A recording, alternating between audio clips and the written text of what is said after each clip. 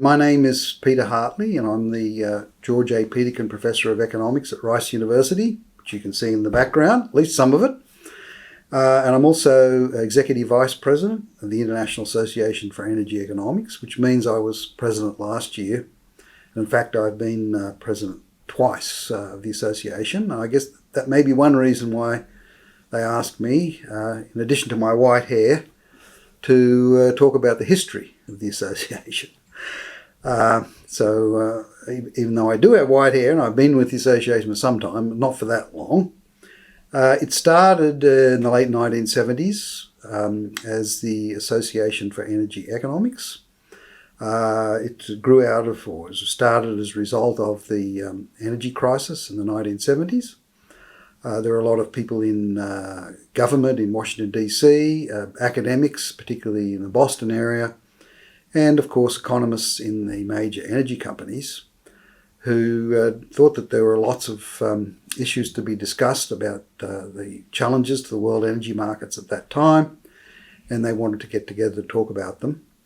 The first meeting of the association occurred as part of the ASSA meetings, the Allied Social Science Association meetings. These are the meetings that are held once a year in the United States for the economics profession predominantly here, but also as it's allied social sciences, business schools and other such academic departments connected with economics. Anyway, they meet every year, once a year, to have discuss current economic issues.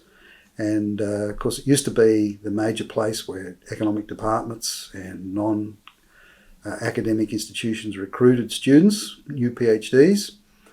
But anyway, one of the allied associations was then the Association for Energy Economics, and they put on a session on energy economics at the meetings.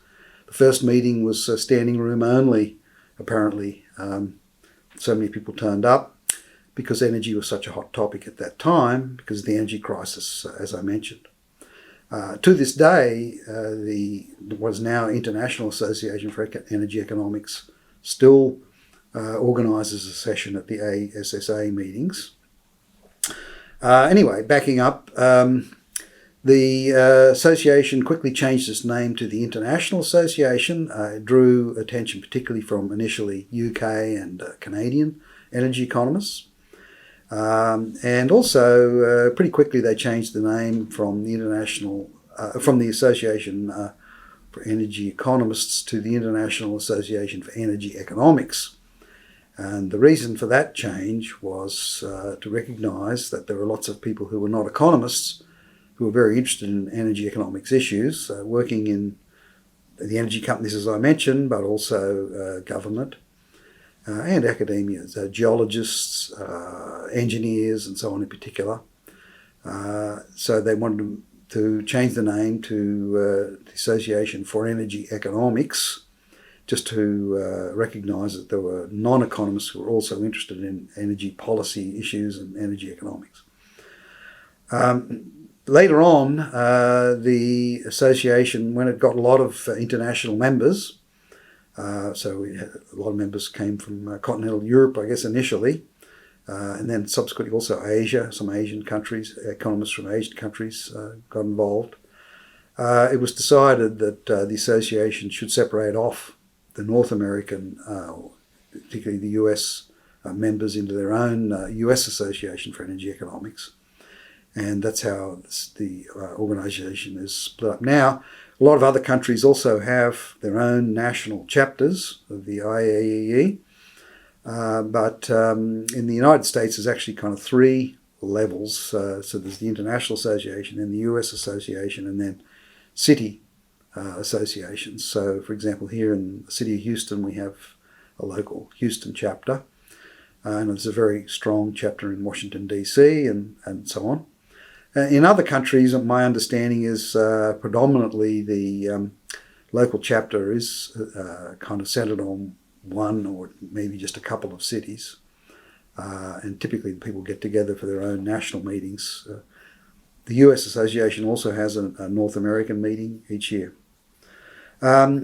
Also, very early on, the International Association for Energy Economics decided that they ought to start some journals. And the first one was the Energy Journal, which is a prominent journal in energy economics, has been for many decades now, and has published a lot of very widely cited articles. And the latest iteration, we've just now transitioned to having our journal managed by Sage Publishing. The association has also now expanded much more to developing countries, and is truly international. There's over 100 representatives from over 100 countries are members of the International Association.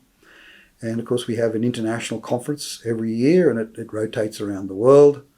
And there are many national conferences and also local conferences, and some of the chapters organise their own local conference. So anyway, I think we've gone from strength to strength, and we are always welcoming any new members who are interested in energy economics from anywhere in the world. Thank you very much.